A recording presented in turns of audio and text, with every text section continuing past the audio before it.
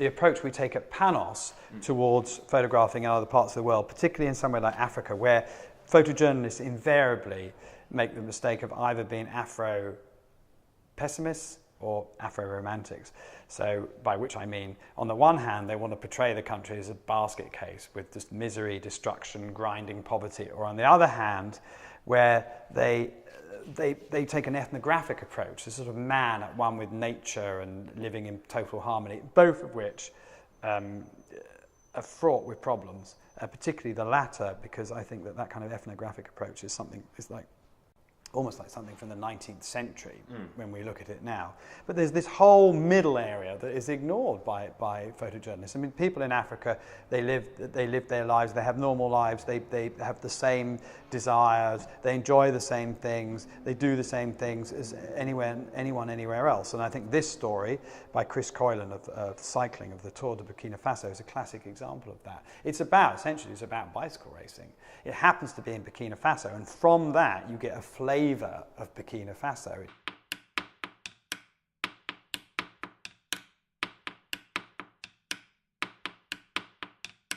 Something I'm quite interested in is sometimes with photography and bodies of work of this ilk, is when you have a story that's actually about something more specific than just trying to cover a country or a conflict, as you look at an individual or you look at a certain event, but as maybe metaphor or representation of a bigger picture, it actually has more effect by focusing in. Exactly. But I think people make the mistake of looking for the exotic. That's the other thing they're doing. They're always looking for the exotic, particularly when they're somewhere else.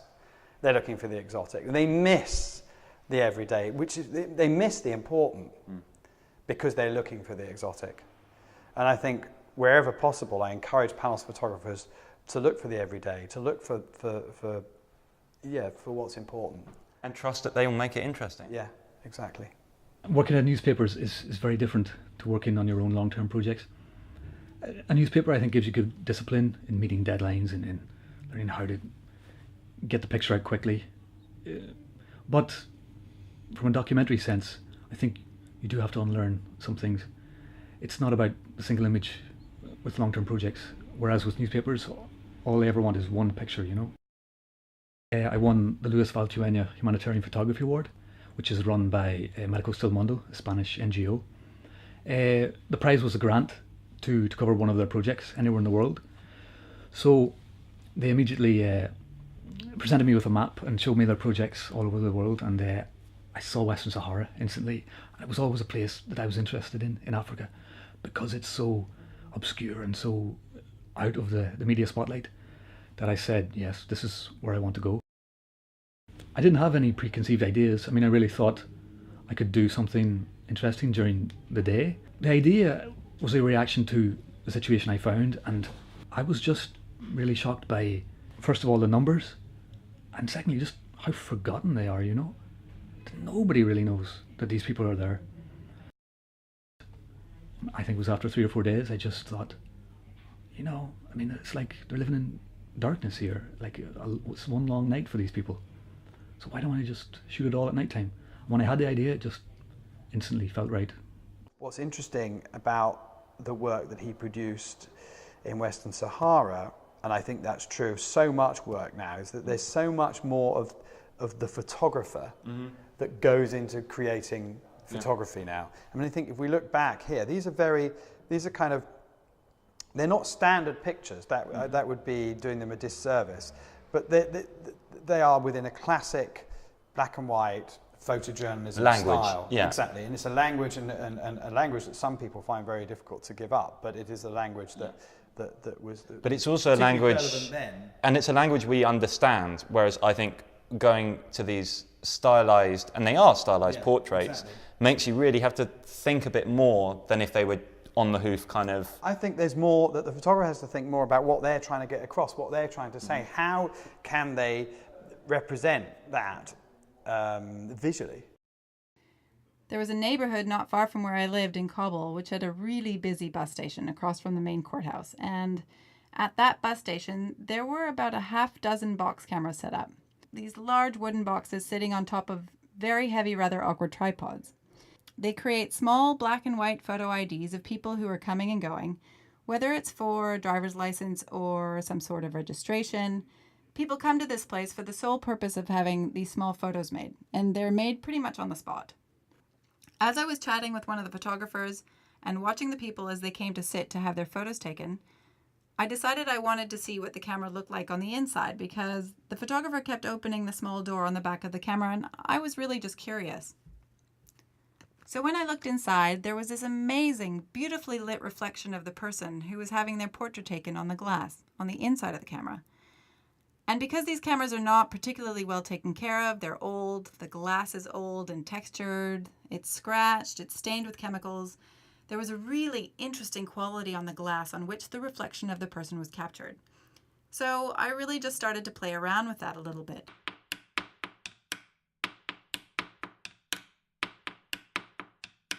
I wanted to add some color to the background because the background the photographers were using was always black and that seemed just dull to me. I decided to use the chadors, the headscarves that women in Afghanistan wear. Those you can pretty much get at any market. I bought many different colors and I used them as a backdrop, and I also used my own headscarf, and this is where it actually gets kind of tricky. What I did was I let the light filter through the headscarf to get the colored reflected light, the kind of blurred light that you see on the glass. This is a really good example of kind of complex imagery, and you have to almost know the process to get the power of the work. But the other thing that's really interesting in this, and this is documentary photography, not art photography, and yet it's about performance.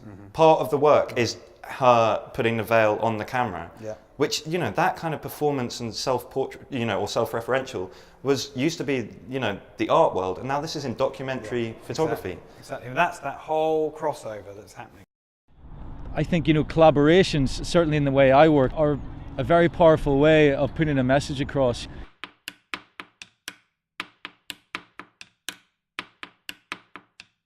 It was really obvious from when we first arrived that the story was within the family members. You know, there was a lot of stuff coming out about the miners and it was being quite widely reported because there was so many people there.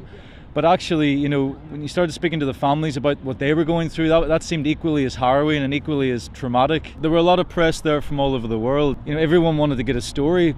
We were lucky because we were there for the duration of the whole thing, you know, nearly 6 weeks. So we had the time to really get to know people, and I think that's really essential. You know, we weren't just parachuting in for a couple of days.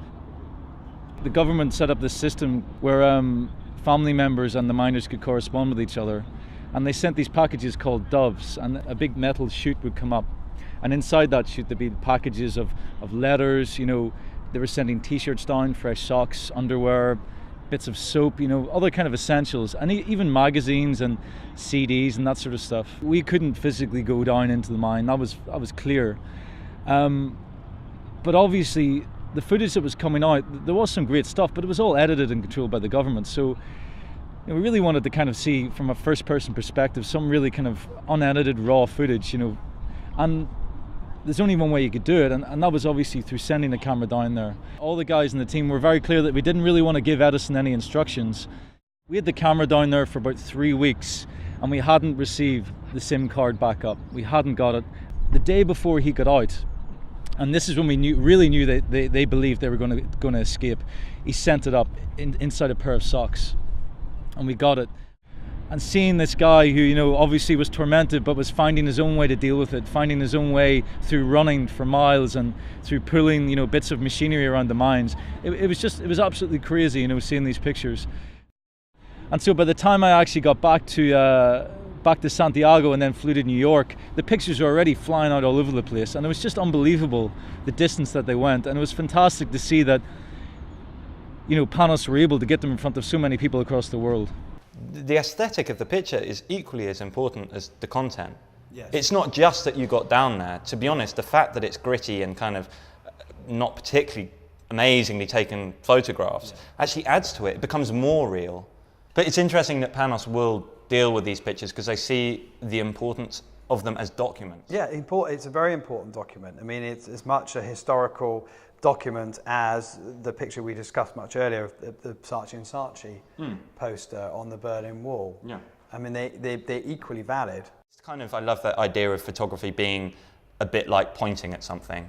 Because you're saying, no, don't look over there, look over there. Yeah. And that's what Mishka Henner seems to do, is he's constantly just choosing what to point at. Exactly. There's a tsunami of photography going on, and half of it it's produced and it's gone. He sort of sees his role more as that of an aggregator, as someone who picks through the rubble and finds the threads that are there, that unless someone did it, you wouldn't actually know that there were any threads there. Having worked in documentary for about 5 or 6 years in photography, social documentary, and realising that there's a whole discourse about photography going on all the time. Everybody's got an opinion about it. And I myself was starting to question what I was doing with photography. So I was interested in what other people had to say about it, really. Photography years came out of just gathering all these different opinions about it. And I really wasn't interested in the established voices of photography, but much more about what anyone had to say about it. So photography is kind of collapses any hierarchy of authority in talking about photography. So a phrase written by Susan Sontag might sit next to a phrase written by a 14-year-old blogger in Wisconsin, and the source is removed, so each statement has equal weight. So that was probably one of the first projects where I really started to work with the search engine. No Man's Land is a body of work that presents what appear to be a number of sex workers in and around Europe, all captured by Google Street View. Somebody is driving a car along these roads with a camera mounted on top of the car, which automatically takes 9 pictures every few seconds, all at different angles.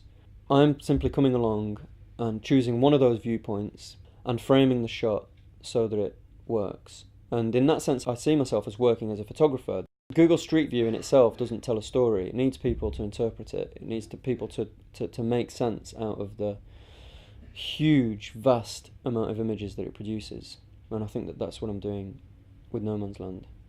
We kind of live in an era where the search engine is almost our main interface with the world. You know, we kind of we gather information about the world, we learn things, we look for things through the search engine. And so for me it makes perfect sense to work as a photographer using the search engine.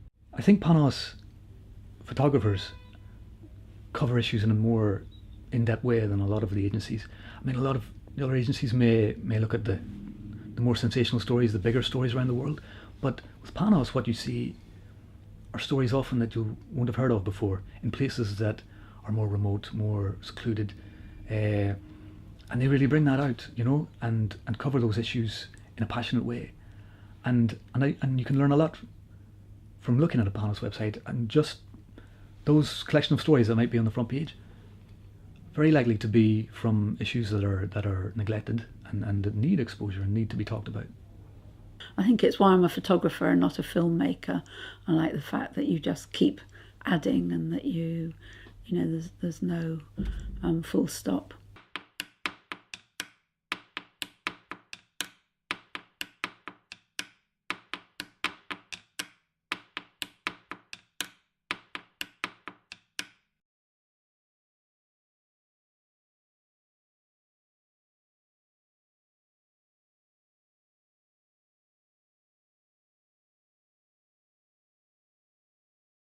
Of which are fraught with problems, particularly the latter, because I think that kind of ethnographic approach is almost like something from the 19th century when we look at it now.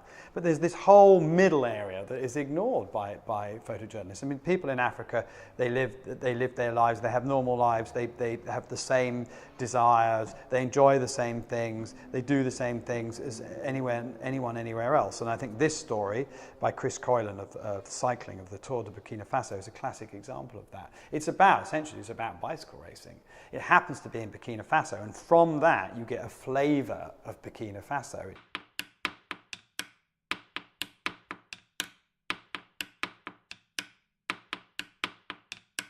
Something I'm quite interested in is sometimes with photography and bodies of work of this ilk, is when you have a story that's actually about something more specific than just trying. The approach we take at Panos towards photographing in other parts of the world, particularly in somewhere like Africa, where photojournalists invariably make the mistake of either being Afro-pessimists or Afro-Romantics. So by which I mean, on the one hand, they want to portray the country as a basket case with just misery, destruction, grinding poverty, or on the other hand, where they take an ethnographic approach, a sort of man at one with nature and living in total harmony. Both cover a country or a conflict as you look at an individual, or you look at a certain event, but as maybe metaphor or representation of a bigger picture, it actually has more effect by focusing in. Certainly. But I think people make the mistake of looking for the exotic. That's the other thing they're doing. They're always looking for the exotic, particularly when they're somewhere else. They're looking for the exotic. And they miss the everyday, which is, they miss the important because they're looking for the exotic. And I think wherever possible, I encourage Panos photographers to look for the everyday, to look for what's important. And trust that they will make it interesting. Yeah, exactly. Working at newspapers is very different to working on your own long-term projects. A newspaper, I think, gives you good discipline in meeting deadlines and in learning how to get the picture out quickly. But from a documentary sense, I think you do have to unlearn some things.